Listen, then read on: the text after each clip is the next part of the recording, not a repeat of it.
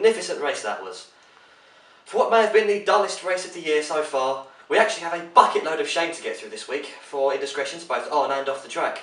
So if you've quite woken up, we'll get to it. And once again, I'll remind you teams and drivers not to blame me, William Target, if I call your name out, because I didn't put you on this list, you put you on this list. Let it begin. At number 5, Grand Theft Auto 5 to be more exact. Now you may have heard that last week Rockstar Games released the latest instalment in their blockbuster franchise and made about $4 billion in the first 2 hours of release. But why am I shaming it? Well, because I moved my gaming system downstairs this week to play on the big telly, and so throughout the boring race on Sunday, my eyes kept drifting down to the PlayStation on the floor, calling out, "Play me, play me." There is normally very little that can divert my attention from an F1 race, but on Sunday my mind was wandering to stealing cars and shooting cops in the face. And how awesome it would be if Trevor Phillips was an F1 driver.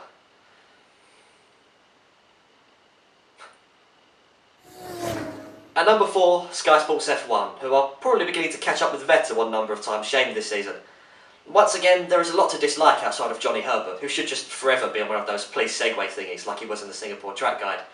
He managed to be funny in that, even when put opposite the charisma black hole that is Damon Hill. But the main reason Sky are on here is because of what they did with the usually star-studded Marina Bay paddock.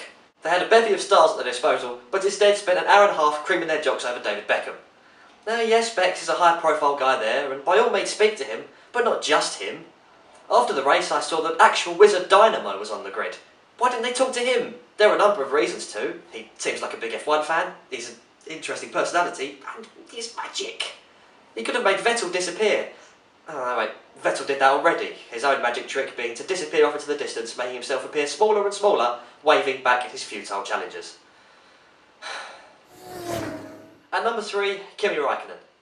It was an impressive weekend for the Ferrari-bound Finn, who turned around a poor 13th in qualifying to finish on the podium, and all with a bad back. But that's also why he finds himself on this list. Who under the age of 50 gets a bad back in this day and age? What is this, the 40s? Kimi, you're 33, not 63.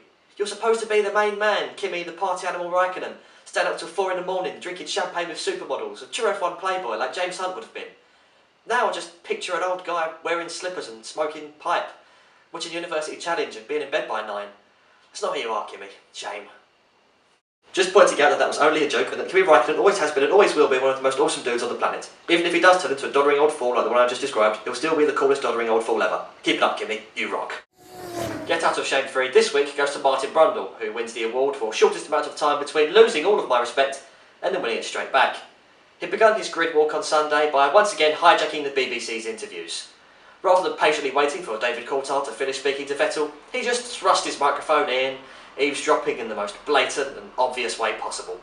But then he redeemed himself shortly after, however, by stating that Justin Bieber was on the grid and that he would do his very best to avoid him. Well done, Martin, have my respect back.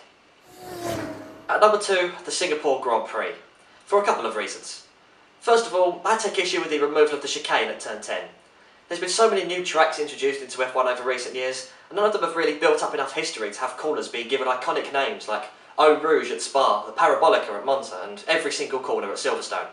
That chicane, however, gave us one of the coolest corner names in the sport, being dubbed the Singapore Sling. But no, apparently the curbs are too high and it's unsafe. A load of old balls. Also, the Grand Prix itself is just really dull, and I've always felt it's more style over substance. Once the novelty of the shiny cars and the bright pretty colours at night time wears off, there's not really much there to keep you interested. Speaking of old balls, there seemed to be quite a lot of that coming from the race stewards this weekend.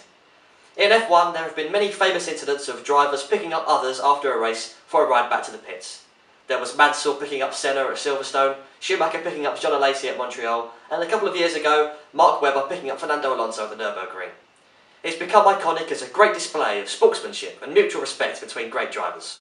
So after Mark broke down at the end of the race Sunday, Nando thought it only fair to return the favour and give the Aussie a lift. But the FIA, which apparently stands for Fun is Awful, got their panties in a twist and gave both drivers a reprimand. Unfortunately for Mark, it was his third of the season, meaning he'll receive a 10-place grid penalty for the next racing career.